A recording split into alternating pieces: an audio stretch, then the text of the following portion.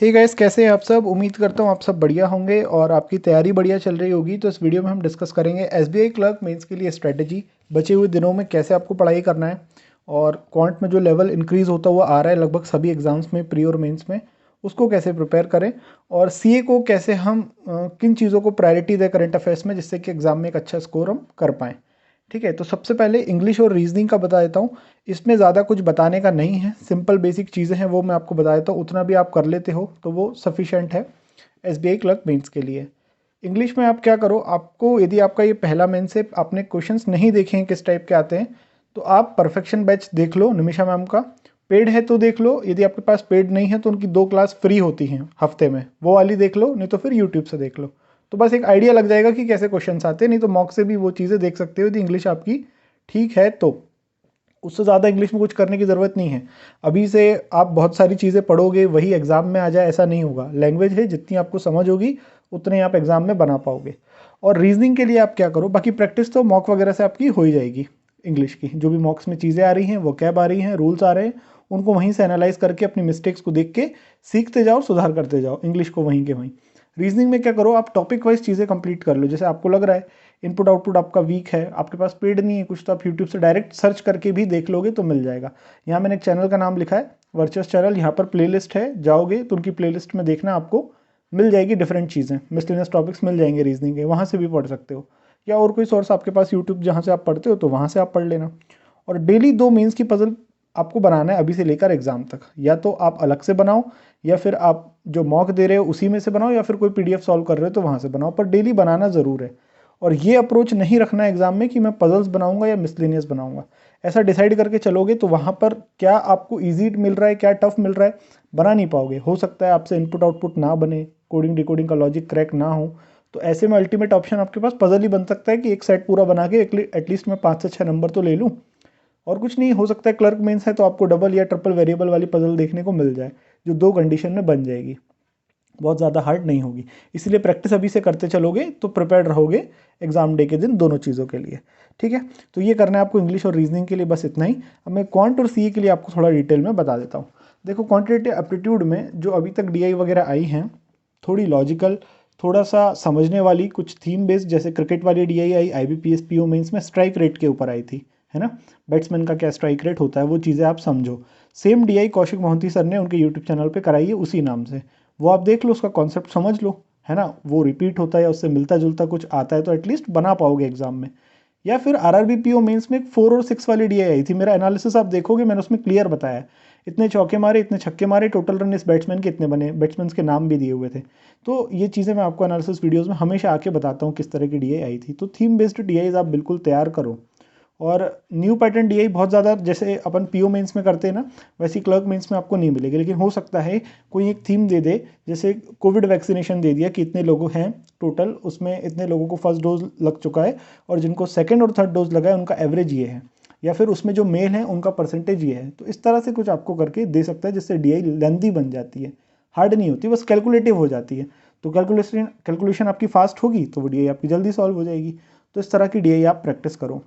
ये रुद्र बैच का मैंने नाम यहाँ पे इसलिए लिखा है कि यहाँ पर मैम ने फर्स्ट क्लास से ही, मीनाक्षी मैम ने वेरिएबल बेस्ड डीआई कराई हुई है। ये मैंने पहले नहीं देखा था, इसलिए पहले नहीं रिकमेंड किया, अभी देखा तो मैं कर रहा हूँ। आप फ्री में पहले उनसे यूट्यूब से पढ़ के देख लो, आपको अच्छा लग रहा है, उनका समझ में आ रहा है, तो आप उनके पेड कोर्स के लिए, पेड डीआई बैच के लिए ट्राई करो। ठीक है, अच्छा लगे तो मैं यहाँ से भी कवर कर रहा हूँ चीज़ें, काफ़ी अच्छा कंटेंट उनका है। और कहीं से आप यदि चाहते हो पढ़ना तो मैंने सोर्सेज ऑलरेडी हर वीडियो में बताता हूँ, आशीष सर। और फ्री में पढ़ना है तो सभी बहुत तरह का कंटेंट जो है हर्षल सर के चैनल पे अवेलेबल है, पुराना नया लाइव जो भी चल भी रहा है। तो यूट्यूब पे best free content Harshal sir, और बाकी पेड के लिए मैंने आपको बता दिया। तो क्वांट आपको यहाँ से इस तरह से कवर करना है। प्रीवियस ईयर मेमोरी बेस्ड पूरा बनाना है, जो हर्षल सर ने भी उनके चैनल पे करवाया हुआ है, 2020 का, 19 का, 21 का वो कराते हैं मेमोरी बेस्ड पेपर। तो वहाँ से देखो किस तरह की डीआईज आ रही है, थीम बेस्ड डीआईज प्रैक्टिस करो, लेंथी डीआईज की कैलकुलेशन करो। ठीक है, और मॉक टेस्ट के बारे में आपको मैं बता दूं, स्मार्ट कीड़ा के मॉक टेस्ट से यदि आप डीआईज सॉल्व करोगे तो आपकी डीआईज जो है अबव एग्जाम लेवल ही प्रिपेयर होगी। इसको बना लिया तो इससे ऊपर तो लेवल नहीं आएगा, इसके जितना ही आ सकता है। ठीक है, या फिर इससे कम आएगा। तो यदि आपको परचेस करना है स्मार्ट कीड़ा तो आप कोड यूज़ कर सकते हो हिम्मत 10। आपको इस पर सेक्शनल और बैंकिंग के जो टेस्ट हैं उन पर 10% का ऑफ आपको इस पर मिल जाएगा। तो लिंक मैं नीचे आपको डिस्क्रिप्शन और कमेंट में दे दूंगा, वहाँ से जाके आप चेक कर सकते हो। रिक्वायरमेंट नहीं है तो कोई बात नहीं है। अब आ जाते हैं करंट अफेयर्स पे, ठीक है। क्वांट के लिए ये सब चीज़ें करना।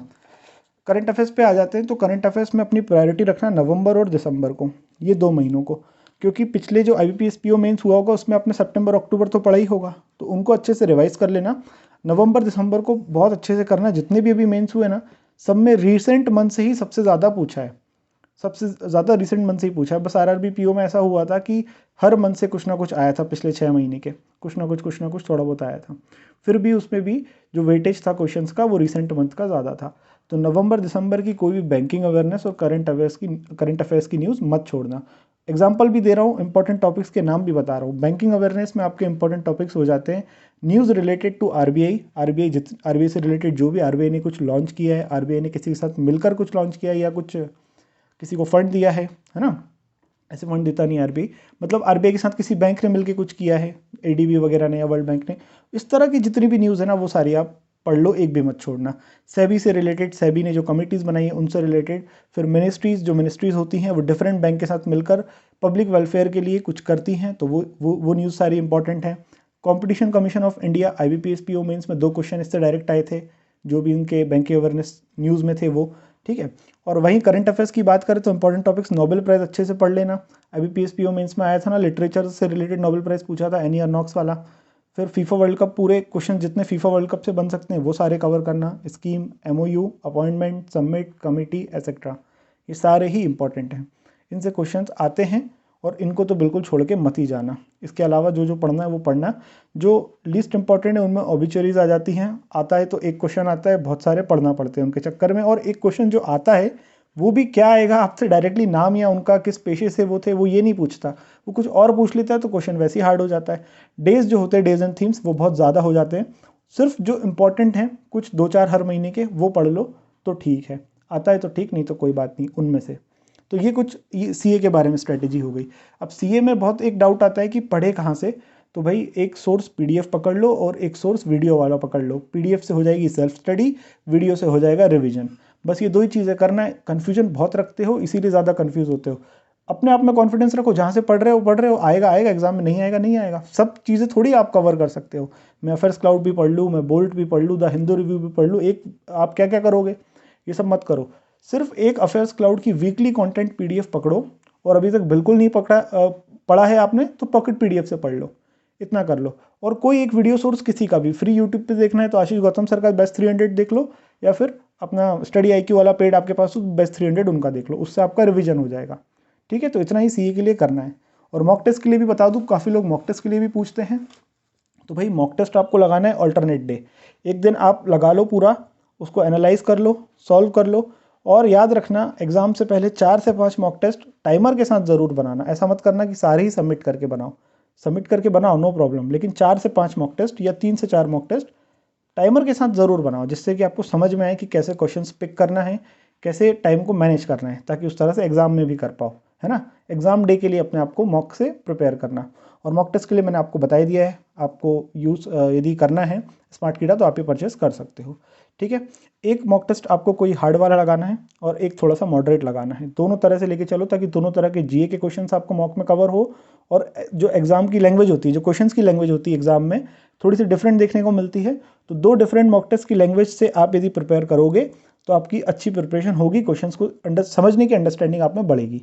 और एक ही एक बनाते रहोगे, सिर्फ एक ही एक, तो वहाँ पे आपको लैंग्वेज बहुत अलग लगेगी। इसीलिए 2 मॉक टेस्ट यूज़ करते हैं हमेशा, चाहे प्री का पेपर हो चाहे मेंस का पेपर हो। हमेशा हर वीडियो में ये बात मैं बोलता हूँ और मेरी बातें कॉन्ट्राडिक्ट नहीं करती है, मैं जो बोल देता हूँ वो बोल देता हूँ, ठीक है। तो मिलते हैं अगले वीडियो में। ये ओवरऑल स्ट्रेटेजी थी, इसके अलावा भी आपको कोई और डाउट हो तो आप कमेंट में पूछ लेना, मैं आंसर कर दूंगा। मिलते हैं अगले वीडियो में। Till then good bye, take very good care of yourself, bye.